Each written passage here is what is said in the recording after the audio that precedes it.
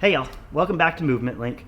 So I want to take a little bit, and this is going to be in the context of the burpee box jump, but really this overflows into so many things. But it's really the skills involved with the burpee box jump that look very complex actually make the exercise so much easier.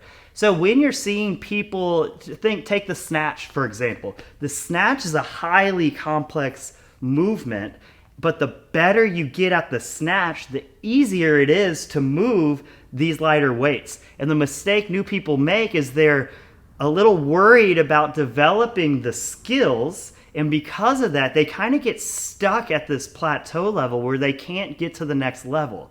So people put so much focus on doing the amount of reps in the workout or doing the higher box height. And what you need to put the focus on is developing the skills wherever that is, even if it's a bumper plate. Develop the skills that are going to make the exercise easier.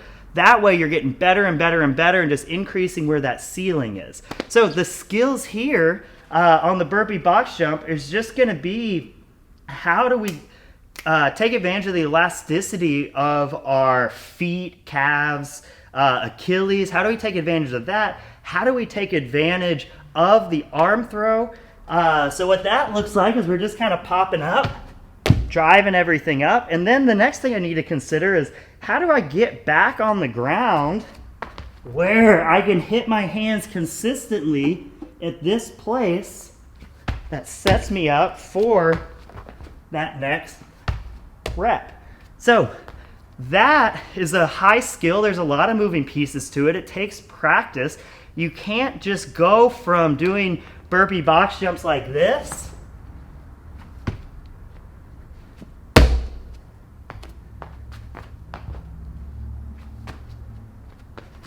okay, you can't do burpee box jumps like that and go, okay, nice, I'm ready to go higher. Okay, now we're doing the same skills to a higher box, and then now we're going to go higher.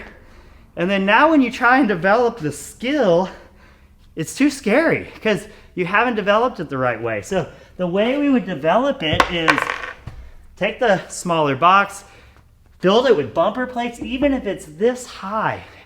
You got to put your ego aside, do what you need to develop the skill, because, and you can probably notice how out of breath I am, because all of this extra stepping around, landing, and jumping and swinging the arms, all of that extra uses so much more energy. It's much lower skill, but it uses so much more energy. It's like running and just heel striking and leaving that full foot on the ground.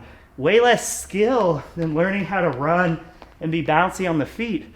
But the bouncy on the feet can increase efficiency by 50%. It's easier. So it's completely worth taking the time to learn these skills, and you got to do that sometimes by taking a step back because it increases your ceiling by so much. So just because you're looking at something that looks more complicated, that doesn't mean it's harder. It definitely means it's harder to learn, and you've got to earn learning that skill and developing the skill. But once you have it, it's so much easier. Another example would just be bounding.